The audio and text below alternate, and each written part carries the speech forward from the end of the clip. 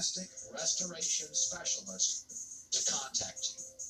Nobody prevents all identity theft. You can keep what's yours, yours. With LifeLock Identity Theft Protection, save up to 25% off your first year by using the promo code HERD. Call 1-800-LifeLock code HERD or go to lifelock.com, put in HERD for potentially 25% off. All right, Shalom, Tawab. First and foremost, as always, I want to give all the praise, honor, and glory unto Yahweh, Bahashem, Yahweh Shai. Also want to give double honors to the elders of Great Millstone, and honors to all you fellow laborers that are kicking this word in sincerity and in faith. The Wadi Yahweh Yahweh Shai, Kayahweh Kakodash, which is the Holy Spirit resting upon me to do this lesson. So this is another volume of Sunrise Spiritual Speaking. This is the 262nd volume, and the subtitle is, You Should Be Diligent for Your Own Good. Because periodically rebukes go out concerning men who are lukewarm or who aren't really given due diligence to make their calling and election sure. And that's a bad sign. That's a real bad sign. And this is all spiritual because the Spirit had me speaking on this all weekend. And I actually sent this video that you see of the Elder Tahar, that every one of you do show the same diligence, and that's based off of the book of Hebrews, the 6th chapter. And I sent that to the elder, and we said, yeah, that's the spirit. Because Friday, Saturday, and yesterday, Sunday, the spirit had us going into this, about men not being really fervent in the spirit, men not being invested in this truth, but men being invested in the world, and it shows, it manifests in your actions. And the thing is, you being on fire, this is the best thing that you can do for you and your household. So it's really mind-boggling how men don't perceive things that way. And that's really a reprobate spirit. As a matter of fact, let me go ahead and start here. The book of Jeremiah, chapter 6, verse 30. Reprobate silver shall men call them, because Yahweh have rejected them, right? And that's just the cold, hard facts concerning the situation that the Heavenly Father has essentially, he's rejected, a good amount of Israel. In particular, those that know that they're Israelites. Reprobate silver shall men call them, because Yahweh have rejected them. That's right. Because many are called, let me grab that, but really few are chosen. Meaning, there's only a few that are of the remnant, that are of the elect. Matthew 22, verse 14. For many are called, but few are chosen. That's right. And we see that.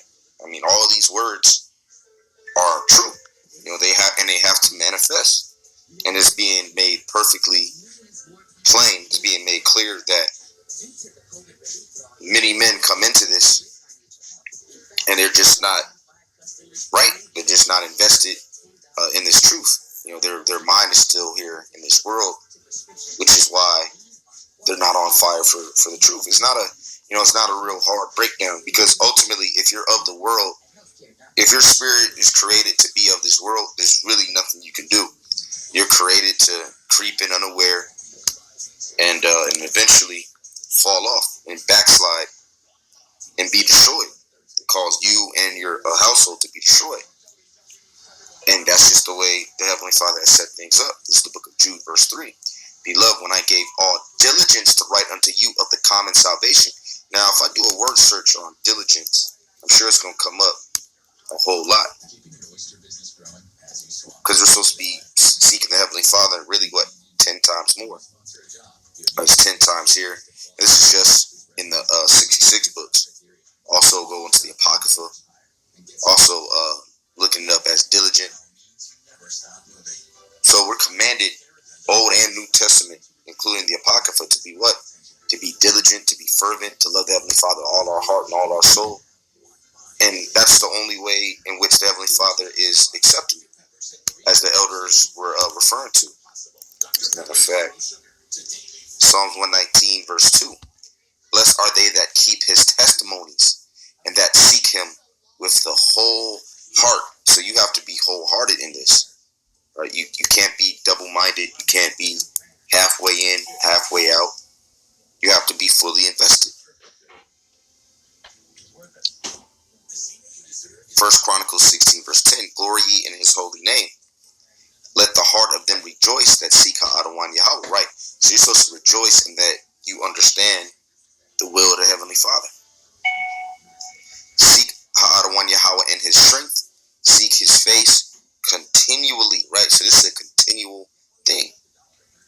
Non-stop. It's supposed to always be abounding in the work of the Heavenly Father. It's the book of 1 Corinthians 15 verse 57. But thanks be to the power which giveth us victory through Adawan Nawa Yahushua Mashiach. Right, so that's how we have the victory. And you believe in that, you would what? You would want to minister in the name of this great man who we received the victory through. You would be all invested. But see, that requires faith. And if you don't have faith, it's going to manifest in your works or lack thereof. You're not going to be abounding. You're actually going to be decreasing. Because that means that really you've been rejected. Therefore, my beloved brethren, be ye steadfast, unmovable. Right, so we're supposed to be steadfast in our understanding and unmovable, meaning nothing is supposed to dissuade us to cease from this business operation. Because this is the Father's business. Always abounding in the work of Adawan. Now, let's look up this word abounding. Pedicel, to exceed a fixed number of measure, to be left over and above a certain number or measure, to abound, overflow. What did David say? My cup runneth over. That's in the book of Psalms, 23rd chapter. In Psalms, the 92nd chapter, he said, I'll be anointed with fresh oil. So meaning what? He had an abundance of the Spirit. To excel more than exceed. Right? So you always want to be exceeding what you've done. And that's what? That's growth. Now, if you're doing less, you're going the opposite way. You're not on that path to salvation. You're really on a path to destruction. And somebody should be pointing that out to you. Somebody should be exhorting you and warning you that, hey, brother, you haven't done no sit downs. You don't really speak at camp no more. You don't want to read. You're always late. You're always on your phone. Like, what's going on, brother? To what? To pull him out of the fire. Yet, if you also are a reprobate and are rejected, you can't help nobody. Matter of fact, let me grab this real quick. And that's why this truth is scary. It's true. It's a scary thing. That's why we're supposed to serve the Heavenly Father with fear and trembling. Matter of fact, let me grab that real quick. Book of Psalms, the 2nd chapter. Psalms chapter 2, verse 11. Serve Adawan Yahweh with fear and rejoice with trembling. Right? That's a fearful thing. The book of Hebrews chapter 10, verse 31. It is a fearful thing to fall into the hands of the living power. Very, very terrible. That's why scriptures say that a wise man will fear in all things. And if you have the fear of the Heavenly Father, just like Noah, you would be what? Out there on them highways and hedges as much as possible. See, Noah, he was moved with fear. And if you perceive that a brother or a so-called brother is not moving in the fear of the Heavenly Father, it's really your obligation to warn him.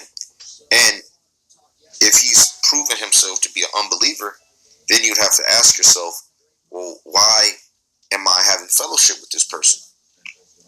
Because really all that's doing is spreading the plague of unbelief. And before you know it, the whole camp is lukewarm.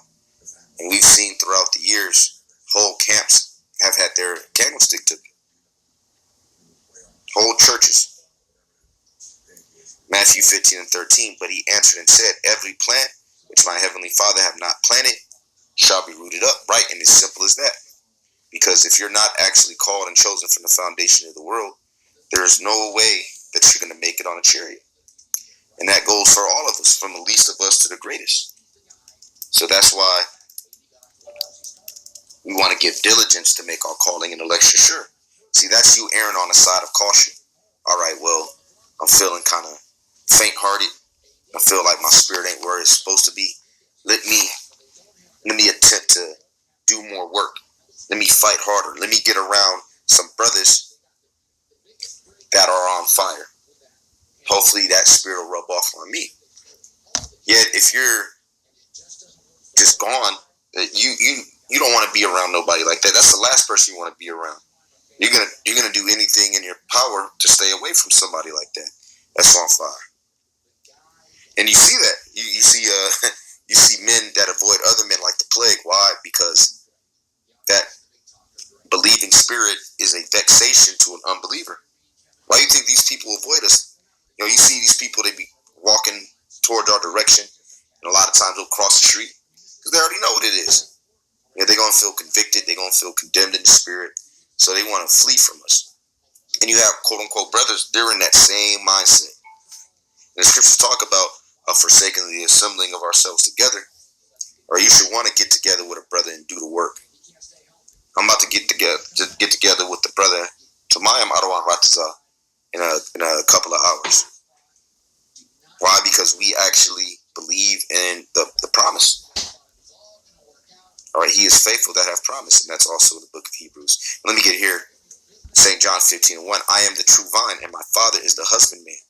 Every branch in me that beareth not fruit, he taketh away. That's right, because that's what we're on the earth to do. Jumping down to verse 16, you have not chosen me, but I have chosen you and ordained you, ordered you that you should go and bring forth fruit. Right, so we're supposed to be bringing forth fruit, which are the men that come into the faith by your preaching. That you should go and bring forth fruit, and that your fruit should remain, which is why we're always reproving, exhorting, rebuking with all long suffering and doctrine to have you continue in the faith. Because these epistles, these videos epistles, these are really for the believers. Now you have unbelievers, they come across it, they might like you, they might like your personality, they might think that you're cool. I like to, but ultimately, this is for the remnant, this is for the elect, which is why the Spirit has us brothers going into us strengthening our spirits. All right, to endure in this faith and to endure all the wicked spirits that are in this world and to overcome them by the blood of the Lamb. You have not chosen me, but I have chosen you and ordained you that you should go and bring forth fruit, and that your fruit